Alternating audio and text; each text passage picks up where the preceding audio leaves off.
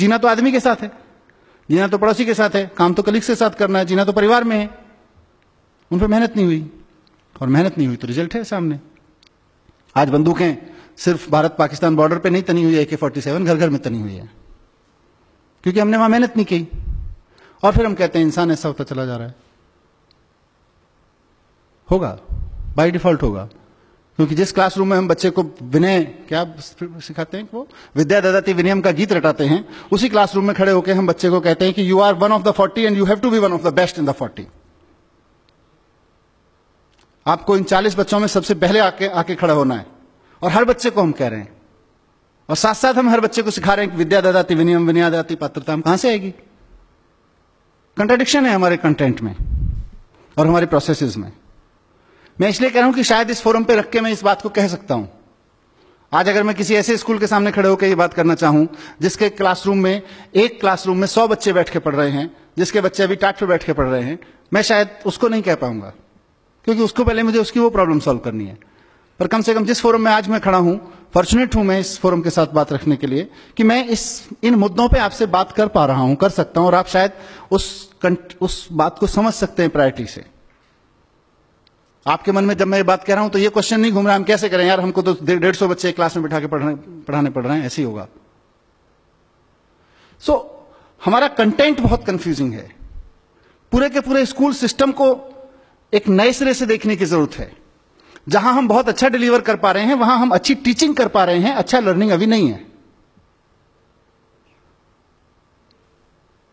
Learning नहीं है, उसका प्रमाण है कि किसी भी पढ़े लिखे आदमी के बारे में आप गारंटी नहीं ले पाएंगे कि यह आदमी जब सड़क पे गाड़ी चलाएगा तो ट्रैफिक रूल्स का वायलेशन नहीं करेगा। पढ़ाया तो था आपने, किसी एक एप्रोप्रिएट लेवल पे आके आपने ट्रैफिक रूल्स का चैप्टर पढ़ाया था, हाउ टू ड्राइव सेफ का चैप्टर पढ़ाया था, लेकिन लर्निंग नहीं हुई, सिर्फ टीचिंग हुई। यह उस बात का प्रमाण है।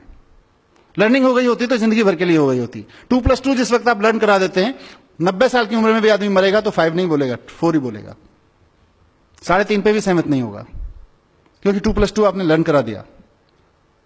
लेकिन ड्राइविंग के रूल्स, सेफ्टी के रूल्स आप लर्न नहीं कराते, आप टीच करते हैं।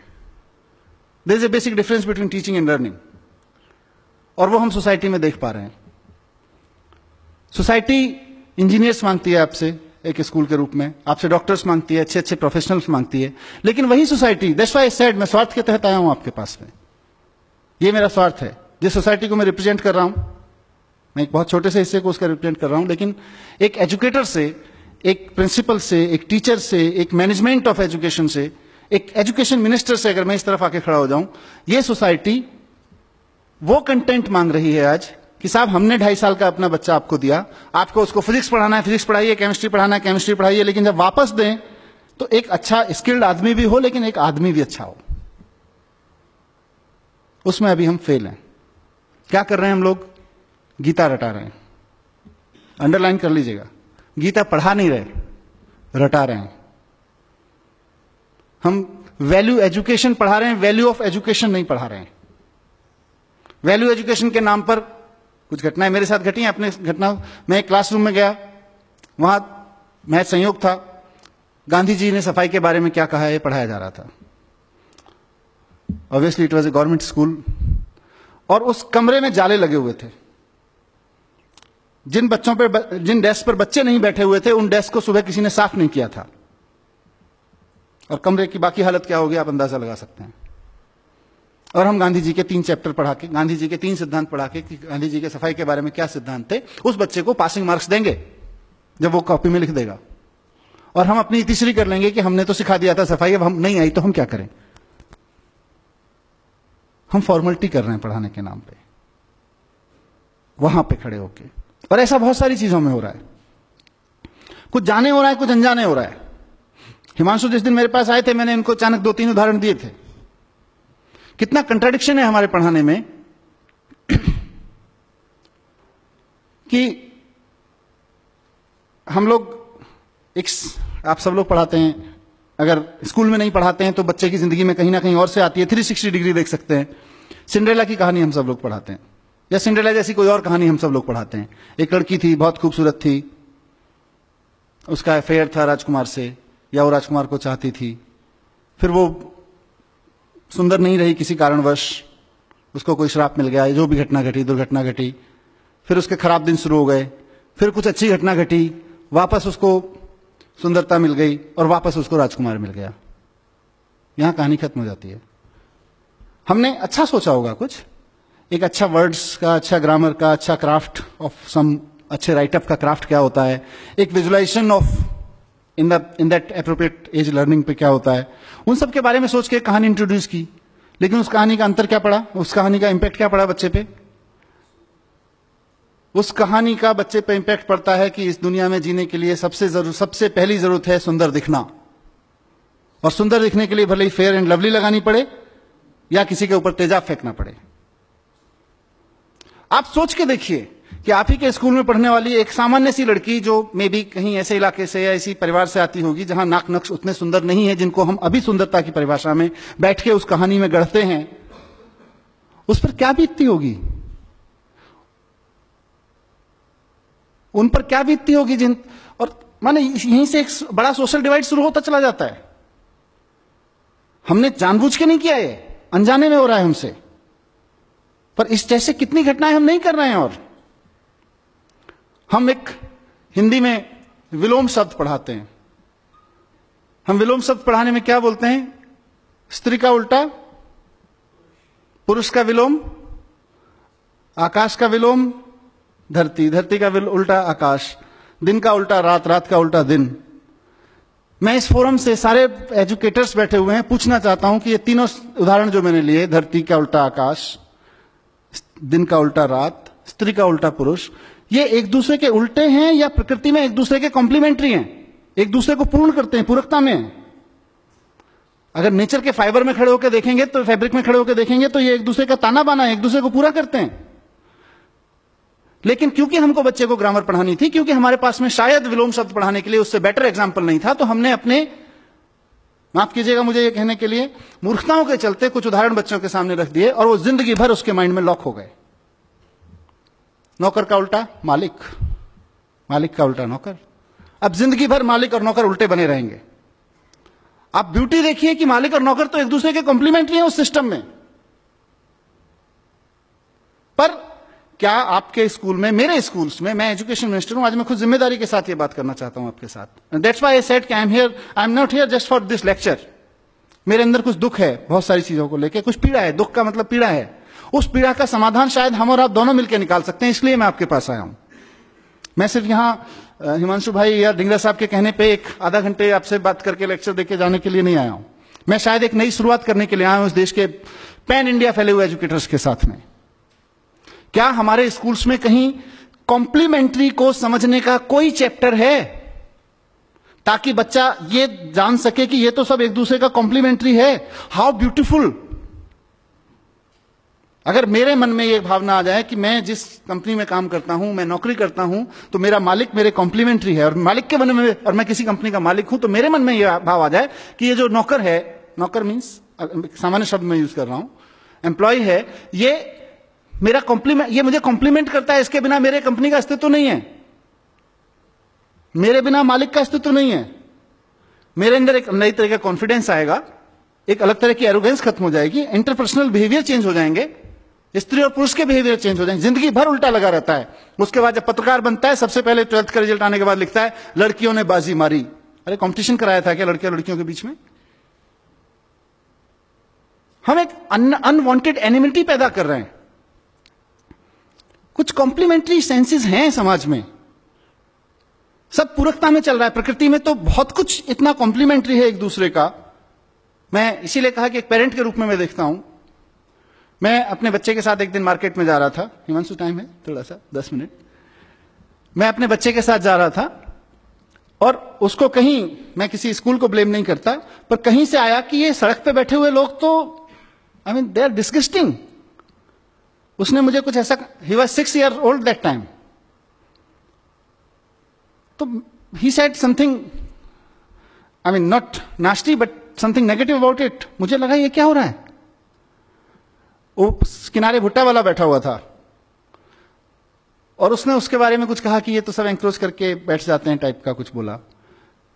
ठीक है, I am not supporting encroachment, but उस बंदे के प्रति अगर मेरे बेटे के मन में हीन भावना है क्योंकि हम कॉम्प्लीमेंट्री सेंस पे बात नहीं कर रहे हैं। मैंने अपने बेटे से थोड़ी सी एक्सरसाइज की, मैंने उससे पूछा बेटा भुट्टा खाते हो? हाँ जी। कब कब खाते हो? Whenever. Whenever means on what frequency? Almost twice thrice a week, sometimes daily also. भुट्टा कहाँ से मिलता है? फॉर्चुनेटली मैं दिल्ली से 50 किलोमीटर दूर मेरा गांव है, जहां मेरे परिवार के खेत हैं, वहां पे भुट्टा भी होता है। उसको ये पता था भुट्टा तो गांव से मिलता है। तो कब जाते हो गांव? 2-3 महीने में एक बार जाते हैं।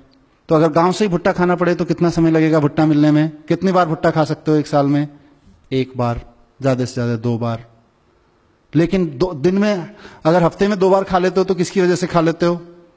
ये तो भुट्टे वाले भैया की वजह से खा लेते हैं। इंपॉर्टेंट है ये रिलेशनशिप पहचानना, ये रिलेशनशिप पहचानना इंपॉर्टेंट है।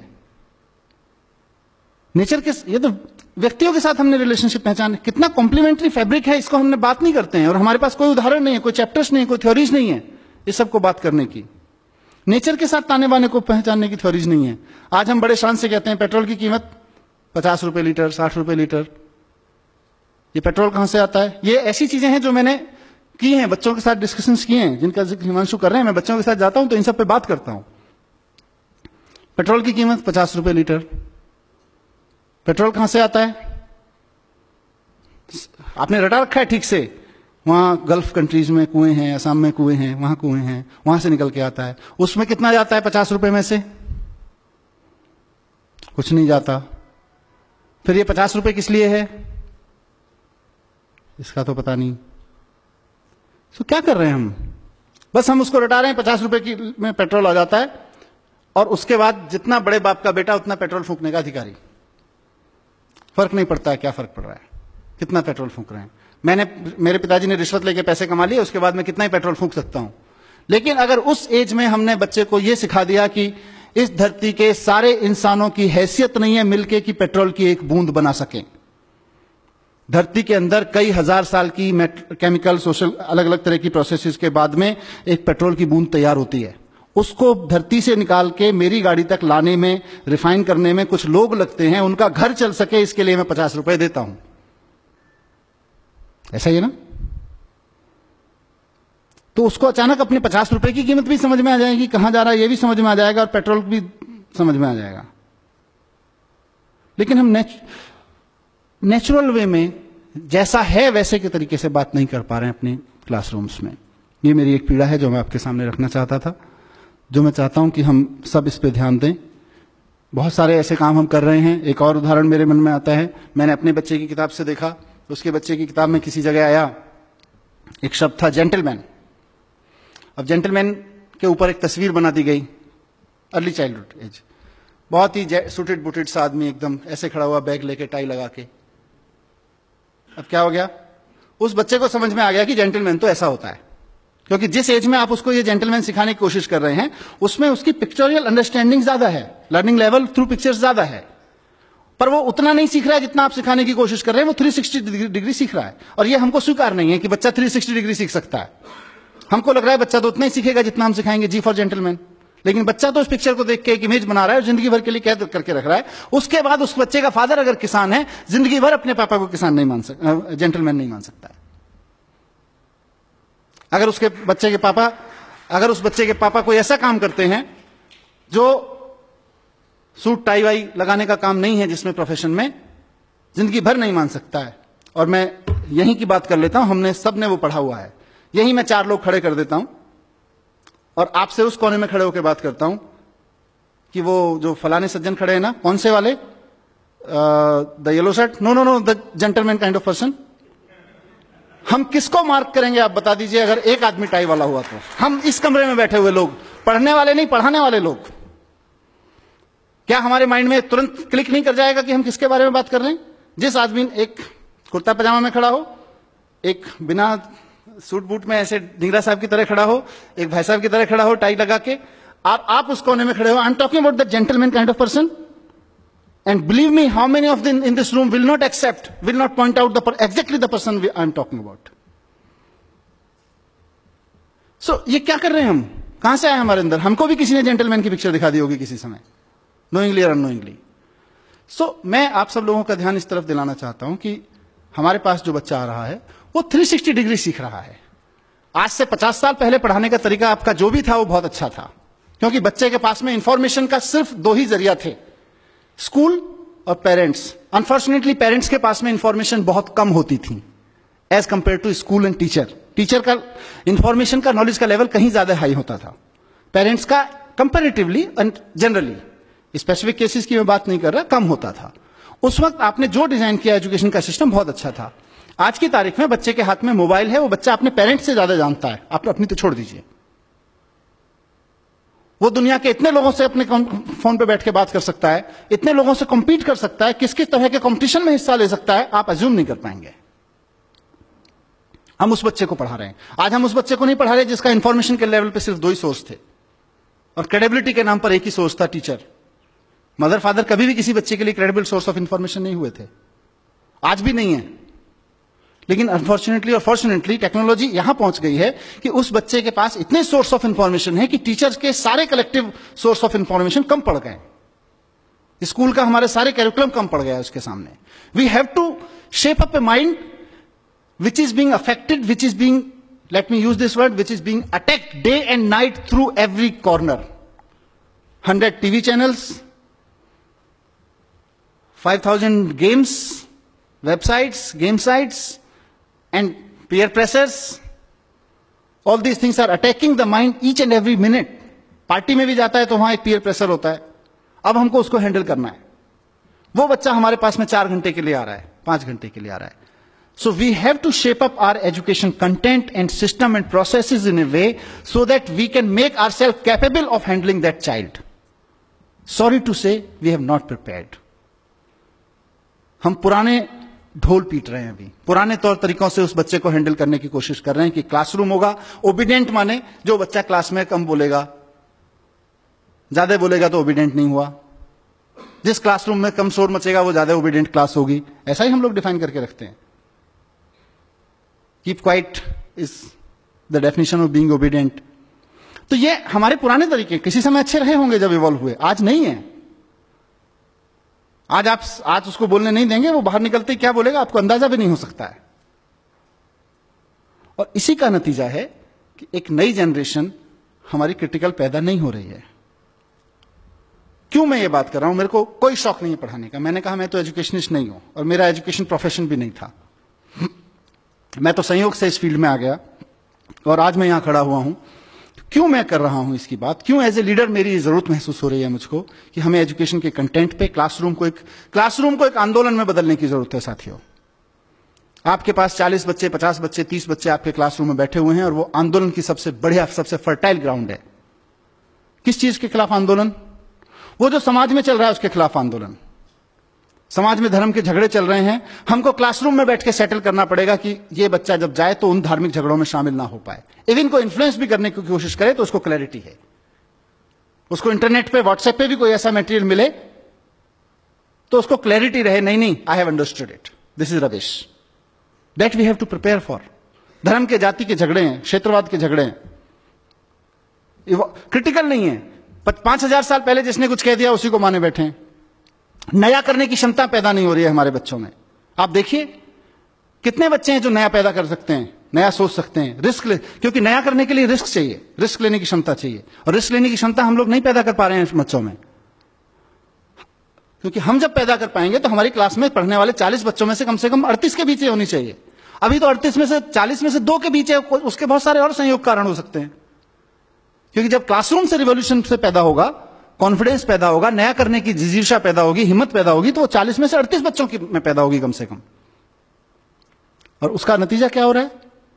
एक नेशन जो अपने आप में कॉन्फिडेंट नहीं है, एक सोसाइटी जो अपने आप में अपने थॉट्स पे कॉन्फिडेंट नहीं है, अपने थॉट्स के प्रति क्रिटिकल, अपनी कन्वेंशंस के प्रति क्रिटिकल नहीं है, कुछ नया करने की हिम्मत नहीं जुटा पा रही है।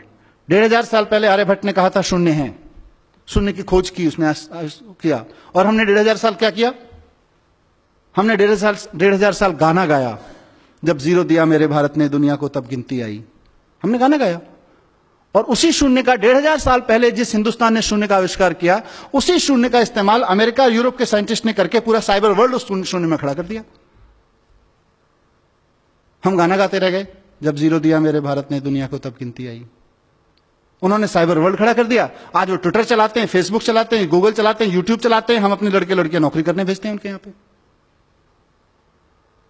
और हम कहते हैं कि हम तो बहुत महान देश थे पहले से। हम अच्छा हमने किया है, काफी कुछ किया है। ऐसा नहीं है कि एजुकेशन में कुछ नहीं हुआ। मैं with due respect to every educator मैं कहना चाहता हूं कि एजुकेशन की आज तक की बहुत अचीवमेंट हैं।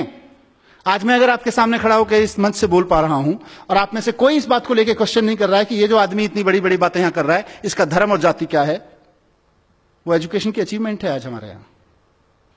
आज आपके सामने कोई आदमी इंटरनेट यूज करता है और आपके मन में कभी भी यह सवाल नहीं उठता, मतलब आपके माने समाज के मन में, समाज में किसी के मन में यह सवाल नहीं उठता है कि इंटरनेट यूज करने वाले की जाति क्या है, जरा पूछ के तो देख लें। इस जाति के लोगों की हिम्मत कैसे हुई इंटरनेट यूज करने की? आज ये क्वेश्चन नहीं बचा है समाज में, वो एजुकेशन की वजह से है। 500 साल पहले गुलाम खरीदना और रखना या गुलाम की तरह बिकना समाज की स्वीकृति में था। आज कोई भी व्यक्ति इस बात को स्वीकार करने को तैयार नहीं है अपने सामने किसी गुलाम को बिकते हुए देखकर। खुद के लिए गुलाम होकर बिकना या खुद के लिए गुलाम खरीदना तो अलग छोड़ दीजिए, ये एजुकेशन की अचीवमेंट है। लेकिन जहां नहीं पहुंचे वहां का चर्चा करना जरूरी है। जो छूट गया एजुकेशन से वो बहुत क्रिटिकल है और वो बहुत स्लो है। इसीलिए मैंने कहा हम अतीत के गुणगान में बहुत लग गए हैं। हिंदुस्तान की सबसे बड़ी प्रॉब्लम यही है कि हम अतीत का गुणगान बहुत करते हैं। हमारे यहां आर्यभट्ट हुए थे, अरे सर जी आर्यभट्ट हुए थे, उसके बाद हमने क्या किया? आर्यभट्ट तो होके चले गए।